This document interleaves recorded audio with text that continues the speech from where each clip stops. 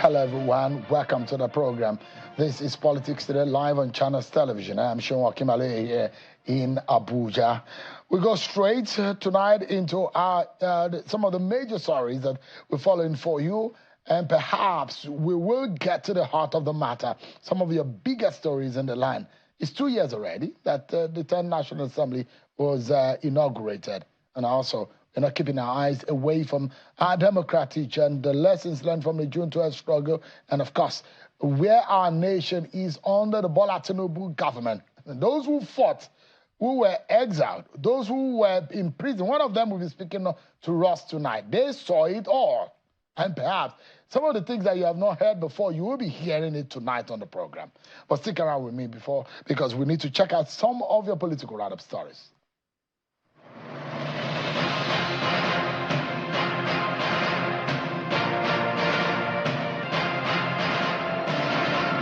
As part of efforts to modernize governance, the federal government has announced that the Nigerian civil service will transform to a fully paperless operation by December of 2025. Addressing a news conference in Abuja ahead of the commemoration of the 2025 African Public Service Day and Civil Service Week, the head of the Civil Service of the Federation, Dr. Didi Walson-Jack, says the move is in accordance with the Federal Civil Service Strategy and Implementation Plan 2021 to 2025, which is set to conclude at the end of the year. One of the key pillars of that plan is digitalization. And so we're saying to all the MDs, you have to go paperless. And we're not saying what we are not doing or experiencing. The chairman of the Osun State Independent Electoral Commission, OCEC, Barrister Hashim Abioye, has said the Attorney General of the Federation, Lateef Fagbemi SAN, and the Inspector General of Police, Kayode Egbetokun, owe the people of Osun State an apology for their role in attempting to stop the February 22nd, 2025 local government election. Abioye notes that the judgment of the appeal court which dismissed the case filed by the All Progressives Congress to relist its earlier dismissed appeal has vindicated the commission. The OCEC chairman, in a statement on Friday, says despite intimidation and harassment of staff, the commission held a credible local government election, which has been upheld by Friday's judgment. The National Rescue Movement, NRM, has dissociated itself from Chief Edozie Njoku's claim to the party's national leadership, describing his action as a threat to internal party democracy and the rule of law. The party raised the alarm over what it termed persistent attempts by undemocratic elements to subvert democratic processes within political parties in Nigeria. Addressing a news conference in Abuja, the factional national chairman of the NRM, Mr. Chinedu Obi, distanced himself from the recent activities of Chief Njoku, who is said has been falsely parading himself as the national chairman of the party. Some Ishekiris have appealed to President Bola Tinubu and the Delta State Governor Sheriff Oborevori over what they describe as a forceful takeover of Kantu, Ijalaga, and other communities in Warri Southwest local government area by Ijaw groups.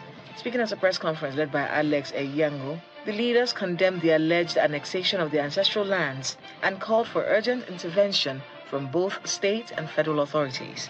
This urgency by our soul's cry is to the President of the Federal Republic of Nigeria, the Governor of Delta State, and the Nigerian security agencies. It is a cry born out of Ijala and Katun existential threat in the hands of the Ijaws.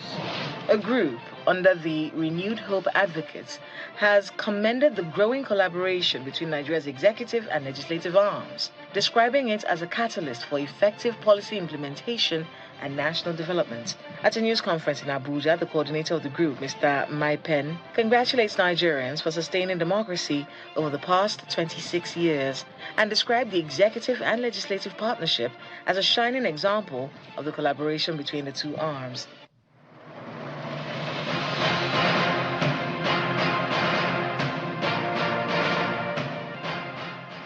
Thank you so much, everyone, for staying with us. So you've been served with your political roundup story. So let's get straight to that. To hear a lot of the conversation that you always have about the National Assembly. What did they do exactly? Do we need a full-time legislature? The Akpabio, the Abbas, or what, and his colleagues, what are they doing? We'll be delving into it just in a moment. But first and foremost, tonight, As Nigeria marks Democracy Day and reflects on June 12, and a day in our history through the sacrifice of heroes past and the thunderous voice of a silenced majority, we turn to one of the men who stood at the very front line of the democratic battle, Dr. Olisa Agbakoba, Senior Advocate of Nigeria, a founding member of the Civil Liberties Organization, a prominent figure in the NADECO movement and a senior advocate of Nigeria, who joins us now to discuss the arc of Nigeria's democratic story from the annulment of the 1993 elections, the imprisonment and eventual death of M.K. Abiola, to the gains and the gaps of the Fourth Republic. Thank you, Dr. Olisa Agbakoba, for joining us tonight. Should I say congratulations on Nigeria's 26 years of unbroken civilian rule? Some of you will want to describe it as that. But it's been 2 years since... so in all of these, Mr. Agbakoba, I'd like to ask you, as someone who not only witnessed but fought for this democracy, how do you interpret this current dispensation under President Bola Tinubu, who, like yourself, was part of the June 12 struggle? The fact that we've done 26 years uninterrupted, I'd like to look at it as a half-full glass. I'd like to be optimistic and say that it's a long journey and that we've come a long way from the days of the military. It's not all perfect. There's a lot that still needs to be done. Democracy still needs to be consolidated.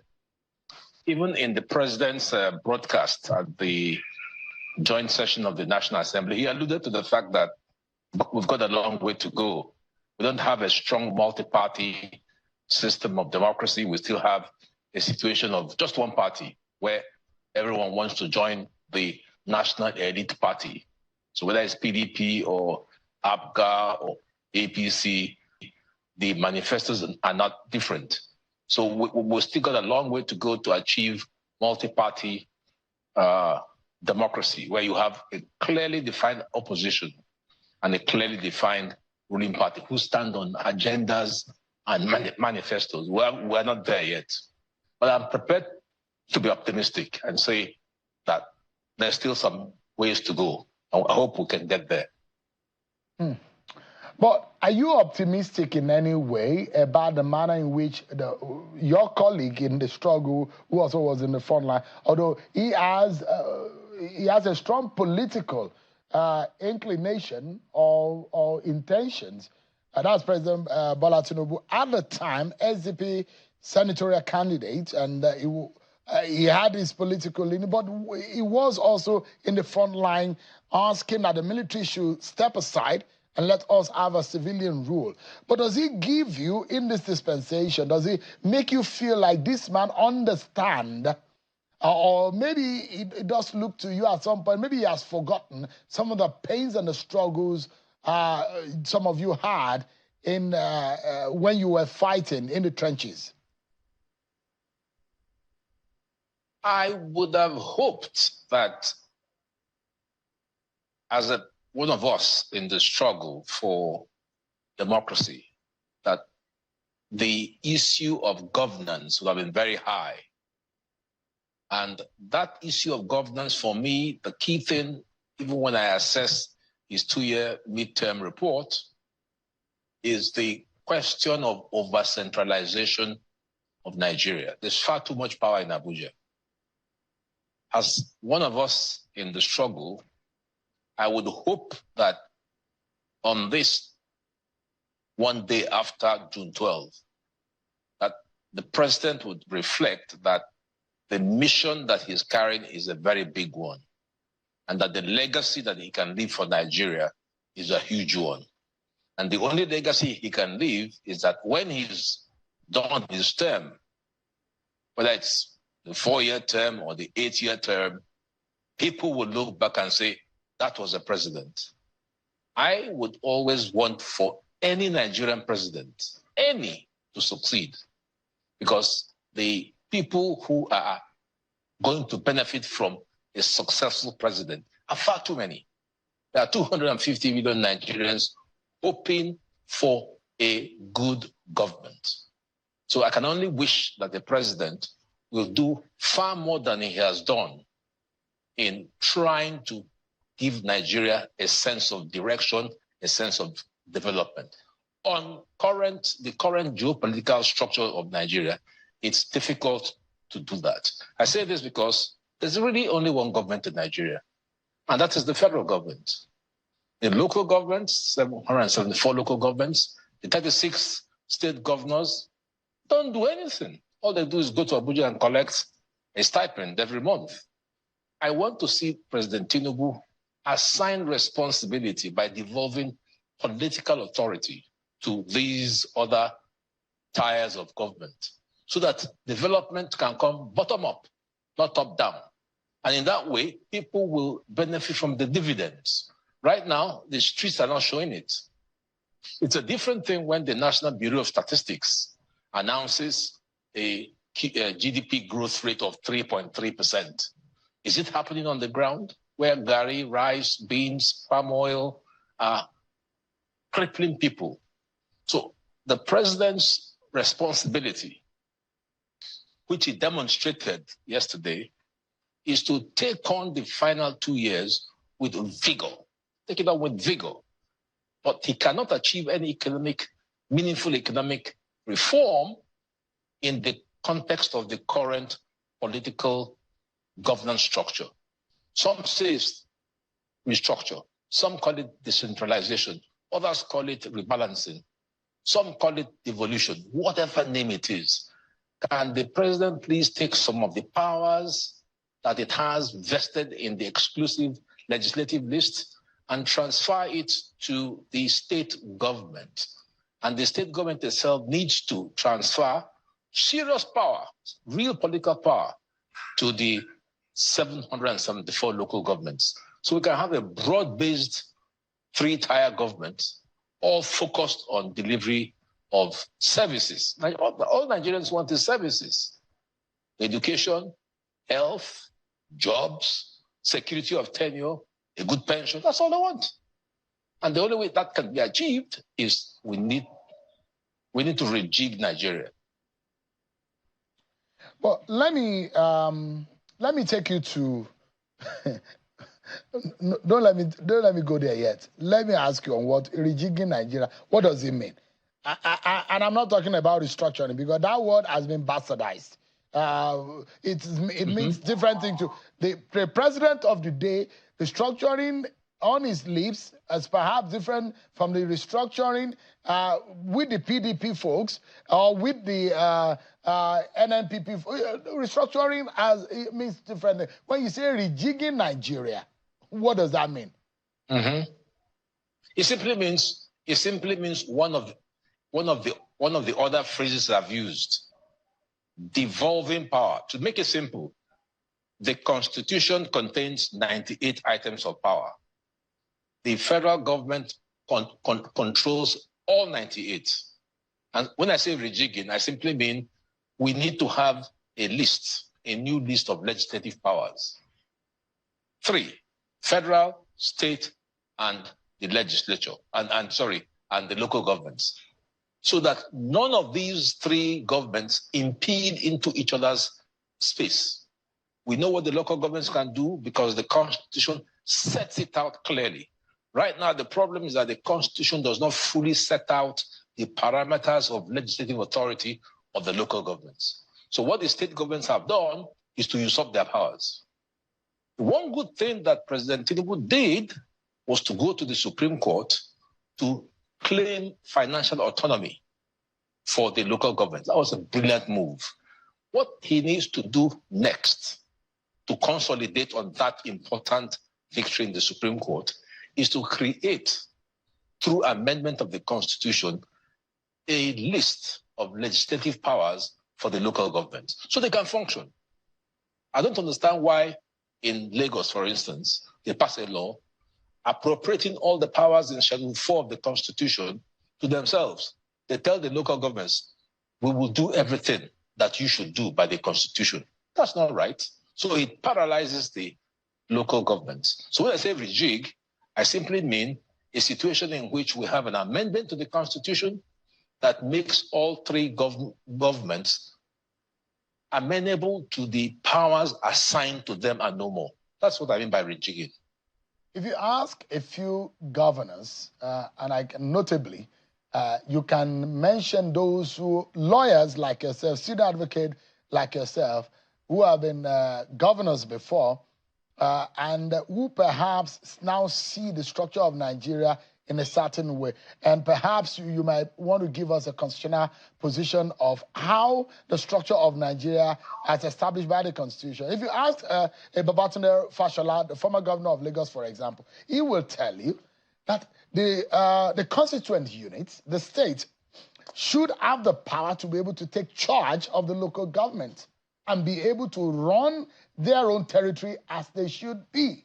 And there are some who will argue that, look, in a lot of sense, the manner in which our federal structure is arranged based on standard global or standard principles of federalism is such a way that the federal, the state, and the local government should have independence at all levels. Well, if you look at the position or the stance of the present president, Bola Tinubu, when he went head-to-head against the President Olusegun Obasanjo, and Lagos suffered because some of the resources of Lagos was withheld by the federal government at the time. He fought up onto the Supreme Court with Senior Advocate of Nigeria, Professor Yemi Oshibajo, as the Attorney General of Lagos State, on how the state should have the power to be able to create more local government. So one will imagine that those kind of principles will perhaps lead us to some kind of restructuring or rejigging, whichever language fits it better. But in all of this, there are those who also argue, what about the 2014 confab?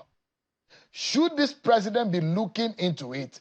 The Justice Uwais Committee report, should they be dusted up? And is it the right time for us to now be considering those reports and those documents that some people say they are very crucial in restructuring this country and put them to action? Is it a good time, Mr. Agbakoba? Absolutely good time. And it's not as complex as you are making it sound. It's simple. The president of Nigeria is the chief executive officer of the country by virtue of Section 5 of the Constitution. So it's for the president of Nigeria to realize that the country needs to be, to use the word that I used before, rejigged, or power should devolve. And one way of doing it is to put it to debate. You know, people have been calling for a sovereign national conference. Now, you can't have a sovereign national conference because you have the National Assembly. But if it's put to debate, I'm sure that the answer would be that the local government needs to have autonomy out of the states. That debate has not occurred.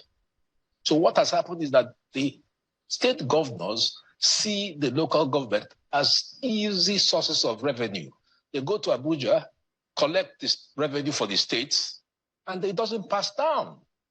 And so the states are, it doesn't pass down to the local governments. And so the local governments are starved of the very funds that would enable them provide the basic services that is needed to operate at local government level. That's the problem. I can't see what is wrong with that, honestly. I can't see what is wrong with the local government that is consecrated by Section 7 of the Constitution as a democratically elected third tier of government doing the very basic things that we expect local governments to do. For instance, I got married in the marriage registry controlled by the federal government. What is the business of the federal government with marriage? What is the business of the federal government with driver's license? What is the business of the federal government with education? Even though what Trump is doing seems scattered, there's some sense in what he's doing. You know, he's abolishing the DOE, the Department of Education, because education is a state matter. Not only is it a state matter, it's also a local government matter. So if the federal government can concentrate on areas of its own specialization, things that bind us together, defense, justice, central bank, money, some of these issues that concern us, and then leave the other things for the state and local governments, I think Nigeria will be a lot better for it. That's my view. But in all of this, why is it that people advocate before when they are outside of power? But when they get into power, the advocacy seems to die. And because those who are in the APC today were the greatest advocates of restructuring of Nigeria since 2015. I don't know. There's a quiet silence on restructuring. All of a sudden, Nigeria doesn't need restructuring. But they told us under the Buhari government that they are doing gradual restructuring. Gradual restructuring. Is restructuring such a disease that is difficult to extract from the system? Oh, I mean, what is the easiest way to achieve this restructuring? It's a precedent. It's a precedent. The buck stops at the table of the president. But, Dr. Agbakoba, does it look like if a president exerts its power and take a move to restructure Nigeria or the country, will it affect, because the power of the president, Nigeria's president is one of the most powerful persons in the world, considering the kind of enormous powers that is available to a Nigeria's president. Yes. So there are those who imagine that those kind of power, you don't want to reduce it. If you restructure Nigeria, you take away those power. Is that one of the reasons, or what exactly? I don't know, to be honest with you. Absolutely no idea, except that I know that the president of Nigeria has the power to do exactly what I'm saying. And when the president approached the Supreme Court, people didn't believe that the case would succeed. And people didn't even believe that the case would succeed against the opposition of state governors. But it succeeded. So the president has already gone halfway. In granting financial autonomy to the local governments, it's a lot easier than to also grant them legislative authority. So what I urge President Tinubu to do on the occasion of June 12 is to go the whole mile. You've done half the journey. Now, create an amendment to the Constitution that will give local governments the political autonomy to govern their local government areas. It's as simple as that. It's not rocket science. And the president of Nigeria is the chief executive. Nobody can challenge him. Does President Bola Tinubu have the political will? Does it look like the person now has a political will to make it happen? Because it looks like the rejigging you are talking about is an Eldorado. It's going to be a somewhat kind of Uhuru for us. And it's going to take us somewhere. It might not take us to our final destination, but at least it leads us to a far end of our journey to a nation that we all dreamt about. But does the President Bola Tinubu, the man that you know so much, does he have the political will to make it happen now? Well, why not? Why did he run for office? He ran for office for the good well-being and prosperity of Nigerians. And if to do that will enhance the prosperity of Nigerians, who, by the way, 200 million of them live at the local government level, why not? He's the president of Nigeria. He ran for our votes. He got the votes. He's the president, and this is a right thing to do. So I will encourage him to do that. Otherwise, why did he run for office? He ran for office to make Nigeria a better place. So what is the problem? I don't see it at all. Let me take you quickly. I'll come back to the issue of governance and some of the issues relating to the nation, but let me take you back to yesterday on some of the issues that happened. Yes. There are those who will applaud President Buhari for apologizing on behalf of the nation to those who died, those who were injured, those who were in prison, those who lost loved ones in and out that election of June 12, 1993 went. Kudos to him and recognition in 2018 of that election. And also President Bola Tinubu, that those who applaud him, the recognition of the likes of Femi Falana, Dapo Yomi, and the rest. Are you one of those who applaud the president of that kind of move? Yes. Although someone like you, your name was obviously missing there. And there are several other names that are missing. I jotted a few names that I think also could have been imputed. Dele Momodu could have been one. He was part of the Radio Kudrat. Yes. Chief GOK Ajayi could have been one. Honorable Abiodun Ojodu, Omoyele Showore, he was the student union leader in Unilag at the time.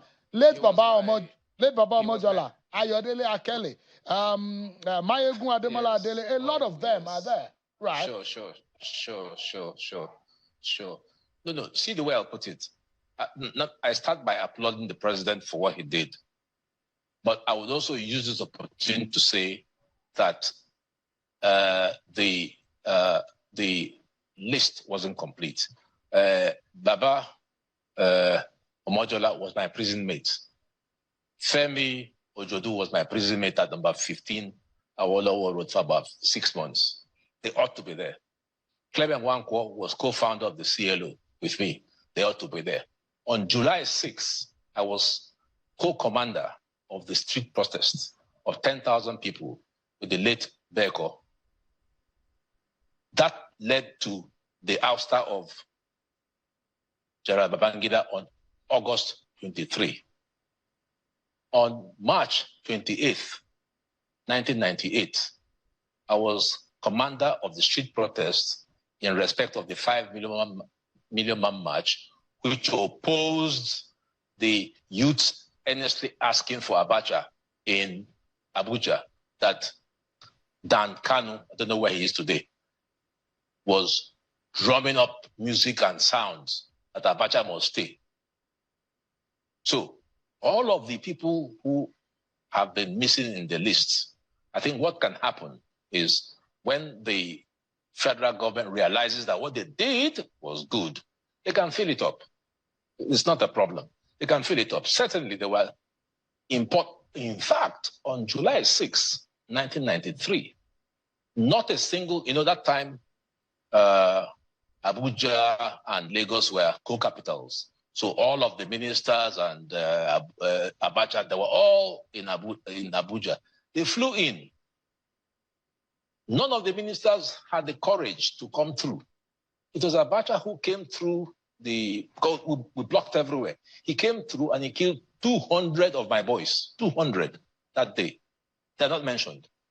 They ought to be mentioned as heroes of democracy. I would have been killed alongside Beko, but it was the late Mike Ahibe on the bridge, because we determined to march from the stadium to Northern Barracks. He saw us on the bridge in confrontation with soldiers, and he stopped and said, no, we need to calm down. And he persuaded us that he would look into matters, and we did heed his advice. So there are a lot of guys who were missing from the list. But I think we still need to applaud the president for starting the process and hope that in good time, when they have a critical look, that he would see that they are, in fact, to be quite honest with you, although the president will have the GCFR title, I think he is entitled to a second GCFR for his contributions in America for the pro-democracy movement. That's it. So it's not a complete list, but I applaud him. Dr. Agbakoba, I'd like to wrap up this conversation with you tonight. What will make you a happy man? I read your analysis on June the 5th that you released also on the June the 5th, and the plethora of issues that you raised. What will make you a happy man? There are those who suggested you as a Supreme Court judge at the time when we were talking about judicial reforms at that time. I don't know where those beautiful ideas went through. What will make you a happier man in your... you're an elder statesman in every sense now. You've come of age, Dr. Agbakoba. What will make you a happier man in seeing the Nigeria that some of you fought for, dreamt about, and look forward to? What would be one thing that you are hoping that could happen now that will move Nigeria in the right direction? What will make me happy is to see our vast amount of natural resources put to good use so that everybody will benefit and enjoy. I like the simple, broken language that Ayo Fayose used. Stomach democracy is important. Stomach infrastructure, it's important. I'll be happy if everyone can eat on a daily basis. It's not rocket science. I'm not talking about buying cars for people. If everyone can put his child to school, I'll be happy if we can go back to adopt Chief Obafemi Awolowo's idea of governance. Spread it around. When Deng Xiaoping was the leader of the Communist Party in China, and he came on a visit to the US, and the impression and the questions were that being a communist, that he doesn't like money. He said, "Who told you? I like money the same way as you Americans like it. The only difference is that I want it to spread. That's the only difference. You guys have billionaires and very hungry people. We don't have billionaires, but we don't have hungry people. That will make me happy." Dr. Olisa Agbakoba, senior advocate of Nigeria. I will add to it, very senior citizen and elder statesman, one of those who shed some blood and tears in the struggle for our democracy that all of us enjoy today, albeit incomplete, and we are trying to patch it up, but it will get better, I do believe, in our own time. But thank you so much indeed for your thought tonight, and we will achieve a greater Nigeria for everyone. Thank you so much indeed. I appreciate it. We take a break, everyone. Thank you very much. But when we return, the Senate spokesperson, Senator Yemi Adaramodu, will be joining us.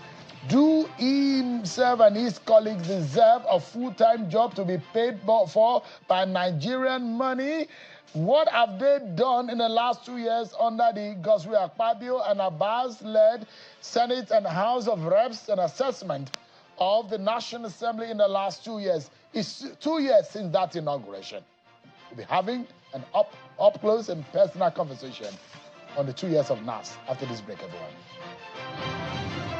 Welcome back, everyone. It's 2 years today since the inauguration of Nigeria's 10th National Assembly. It was on the 13th of June 2023, an arm of government that stands at the heart of lawmaking and oversight in a democratic society, led by Senator Godswill Akpabio in the Senate and Speaker Tajuddin Abbas in the House of Representatives. The current assembly came into office under the weight of rising public expectations, from urgent economic legislation to deep electoral and constitutional reforms. Over the past 24 months, the National Assembly has passed bills including the Student Loan Act, the Electricity Act 2023, and the controversial National Water Resources Bill, alongside dozens of motions addressing insecurity, subsidy removal, and judiciary funding. But beyond the plenary sessions and committee rooms, many Nigerians continue to question the Assembly's alignment with public interest. Critics have flagged the alleged rubber stamp tendencies of the legislature, especially in its relations with the executive under President Bola Tinubu. There is also a public outcry over the cost of governance, especially the 70 billion naira allocated for lawmakers' palliatives amidst economic hardship. Analysts will say, while some reforms have been initiated, key citizen demands like restructuring, state police, and electoral credibility remain largely unaddressed. Well, as the 10th Assembly clocks 2 years, the verdict from the street is clear. Nigerians want less politics and more performance. Let's get more assessment and let's take a look, a reflection on what has happened over the last 48 months. I'm being joined by the Senate spokesperson, Senator Yemi Adaramodu. Is live for us here. Thank you so much. And congratulations to you and your colleague. Yes, good evening, my dear brother, and good evening to Nigerians. So, it's good to have you. How would you summarize, on behalf of you and your 108 colleagues in the Red Chamber, how do you summarize your efforts? How do you describe for the past 2 years, and then especially in the last 24 months, which we call 1 year.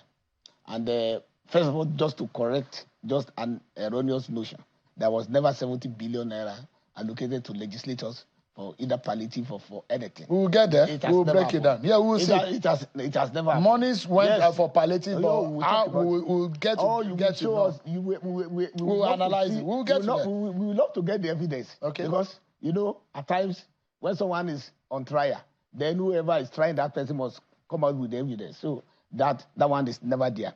But just go straight to the 2 years that we have been on at the saddle now. Yes, for the past 24 months, the Senate, we have done 844 bills. 107 are currently undergoing public hearing, 400 second reading, 200 first reading, 52 are already assented to and they have become laws. Then we have attended to about 203 public petitions. So that is the scorecard for the year in our legislative business. Including the petition yes, by your colleague Natasha Akpoti. Well, that's an internal matter, and again, so whoever brought any petition, we deal with it, and according to the books. So we don't just go out of it. We don't do rule of the thumb. So that one is basic, and that one is there, and that one we have already put that one behind us. It's already. It's behind you already. What's not behind us? We are not completing the Senate without anything that has already gone to the courts. It's already behind us. So behind or is in front of you actually? No. It's for the courts. It can't be behind. It's actually in front. No, it's behind us. Because we have left that. No, you can't. So, you couldn't have left. No, it's one of you representing the legislation is number one of the three arms. So we are always at the front. So that's why we are at the front. And then any other arm of government that is dealing with any other issue is behind us. And so have you and your colleagues ostracized the woman? You said? Have you and your colleagues ostracized the woman politically? Well, for me, nobody can ostracize anybody politically because she is not representing my constituency. So only a constituency can ostracize her politically.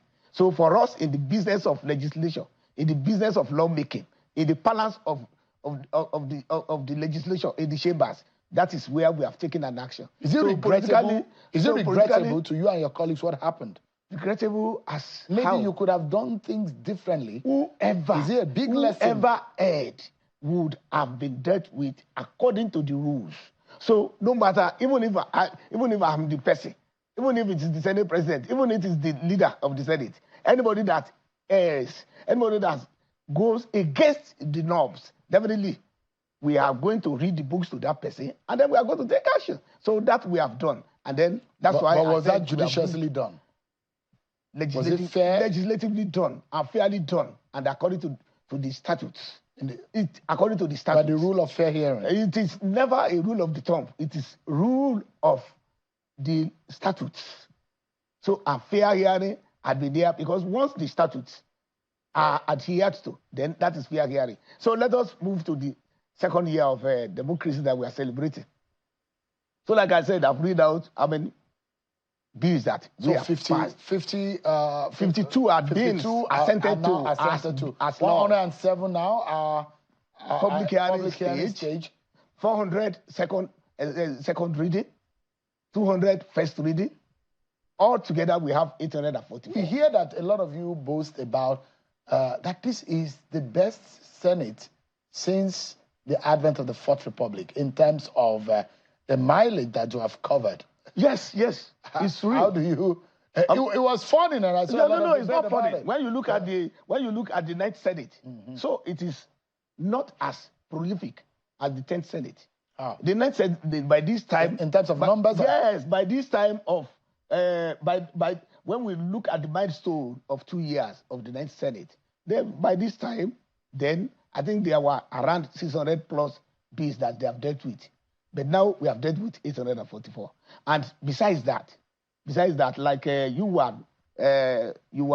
doing from the synopsis that maybe Nigerians, this is the way they look at us, blah blah, and they say that maybe the Nigerian legislature should be on part-time. I said, and you know, and we know, that the bastion of democracy is the parliament. The fulcrum of democracy is the legislature.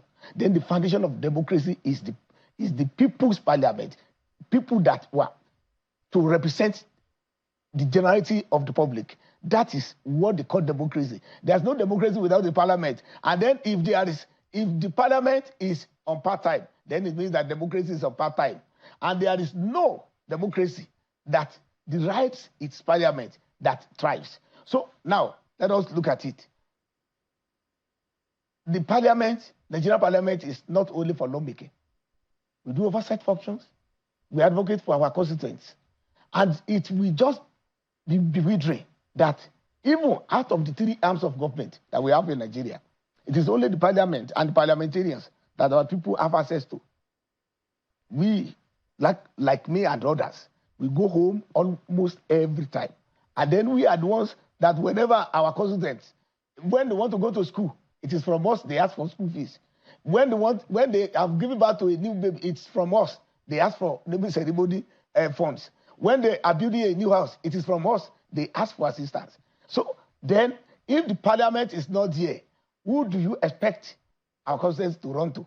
So what we do in the parliament is not only just to sit down in the plenary and make laws alone. And even when we make laws, we even follow it up. And then making laws at times, the crucible of making law is not a Tea Party matter.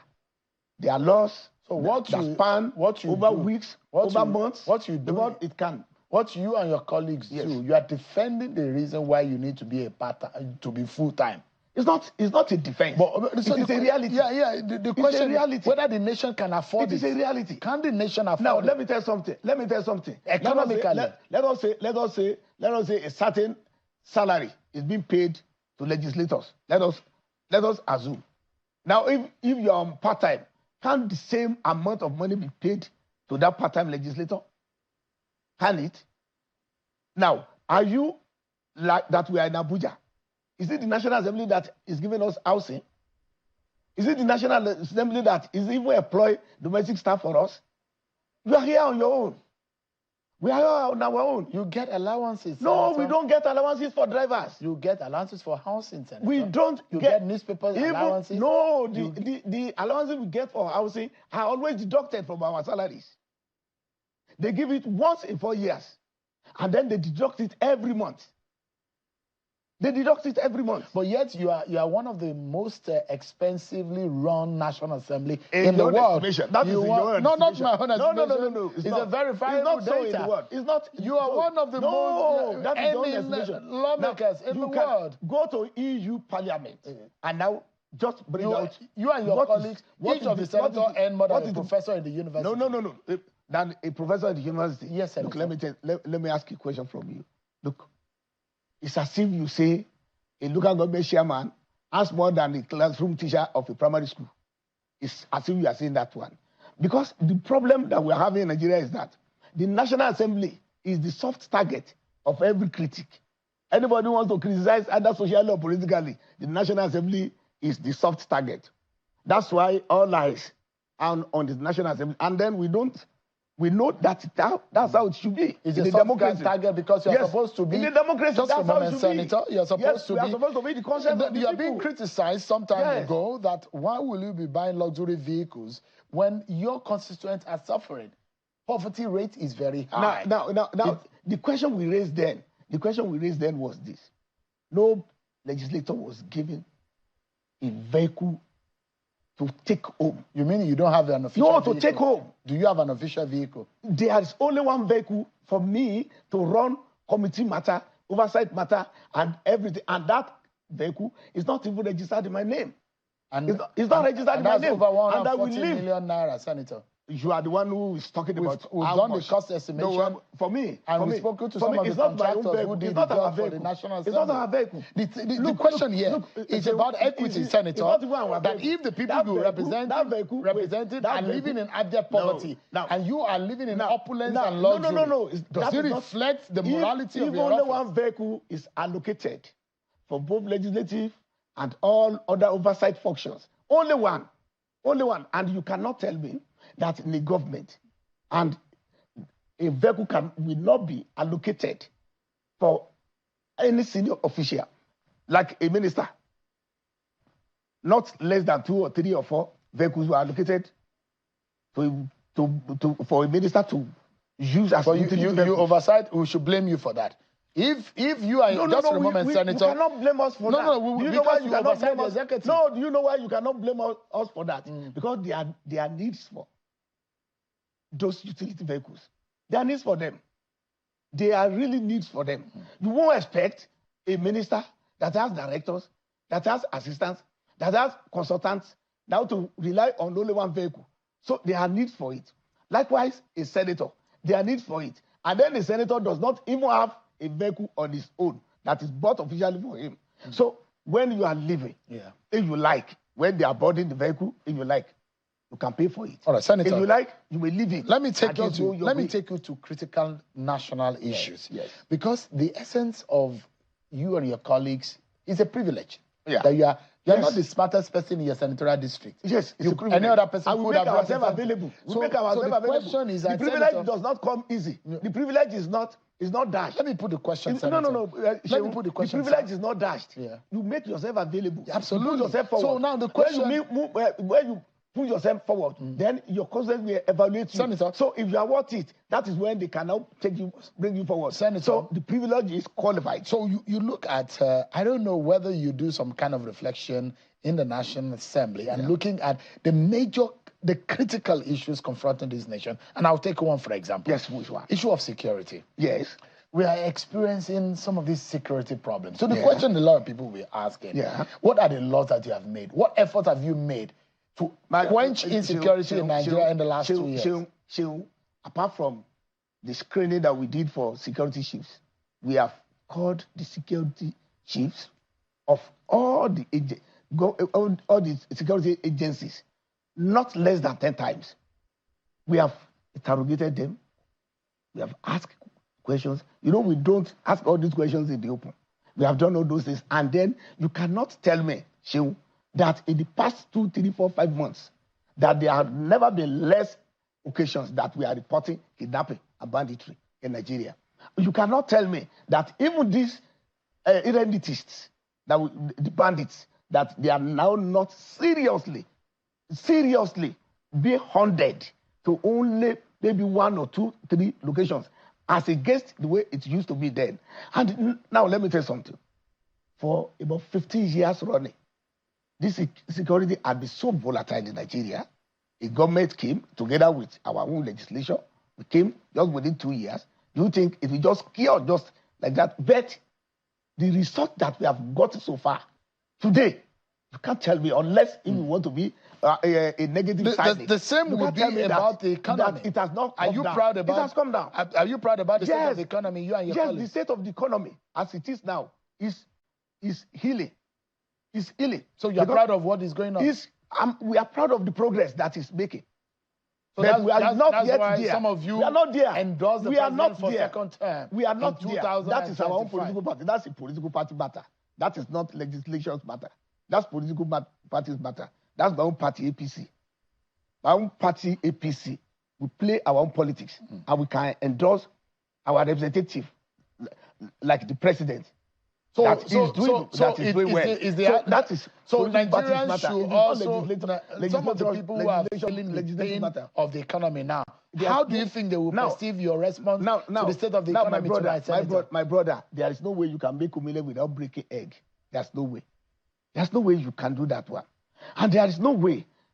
Look, when you look at the economy, how it started, where we were, can you, as a journalist, be very happy that we are subsidizing Naira, even within a year, to the tune of about 6.7 trillion Naira, that a subsidy, 4.7 trillion Naira within a year, and that's about 14 trillion Naira, which is not up to the earnings of Nigeria in a whole year.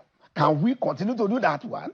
So if somebody has exercised that, if somebody has taken the feeding bottle off the mouth of those cabals that are making Nigeria so very dry, and like in the balance of my people, they will say that anybody that sees a problem and refuses to solve it now is postponing the Senator, quickly. The doomsday. So Senator, quickly, that's why we can be, to that extent, quickly, we can be proud that this economy is picking up. Senator, before we used to service with 97% of our earnings, but now it has come down to 67%. Senator, quickly. So are we going to say that we are not proud of that? Senator, progress? Quickly.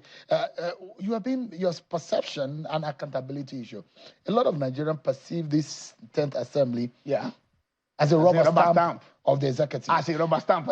Recent perception, just for a moment, indication of a declining public trust in this present Senate, citing issues like perceived partisanship, corruption, inefficiency. How do you deal with that? How do you regain the trust of Nigerian people who don't think that you are doing the right thing? My brother, Shehu, let me tell you something. When you talk of rubber stamp, I always ask a question. There are 3 issues involved. 1, I'm from APC. I campaigned with a manifesto under a party. When I was contesting, my name was not shown on the ballot. It is the name of my party and the logo of my party.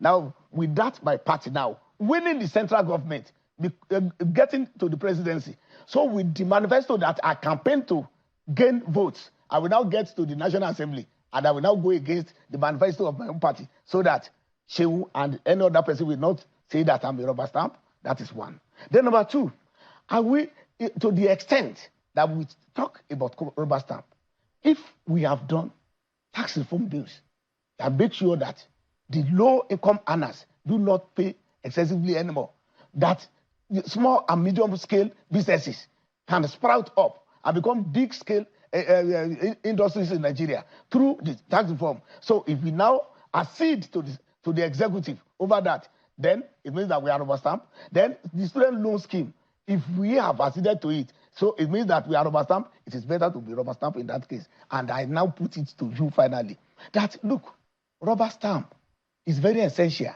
on any document. If there's any document that the rubber stamp is not there, the document is invalid. When you want to obtain certified true copy of anything, without the rubber stamp there, then that document is fake. So for us, no. That's what you're saying. No. What we are saying is that to the extent that anything that is good, that is going to be good for Nigerians, then we have to rubber stamp it so that it can do well for Nigerians. But anybody that is expecting that the National Assembly is going to be a Resumania arena, that person should forget about it. We need to close now. 10 being the highest, 0 being the lowest. How do you grade yourself? You said what? 10 being the highest. Yes. How do you assess? How do you grade you and your colleagues in the last 2 years? 10 being the highest. Because 0 being the lowest. Because democracy is a journey. It is not a brisk destination. So I can rate us as 8. 8? Yes. Wow. That's excellent. Oh, yes. Nigerians will be the judge, though. Yes. Senator Nigerians that appreciate what the government is doing to make sure that we come back to normalcy will be the good judge. Not the sidings, not people that are playing politics. Senator, not the IDPs, not the IDPs, the internally Senator, we are totally out of time. Seeking succor and then trying to make like your people will say out of Thank you so much, Senator. Senate spokesperson. Well, on these 2 years of the Senate. Thank you so much, everyone, for watching tonight. I'm sure Kimale. God bless Nigeria.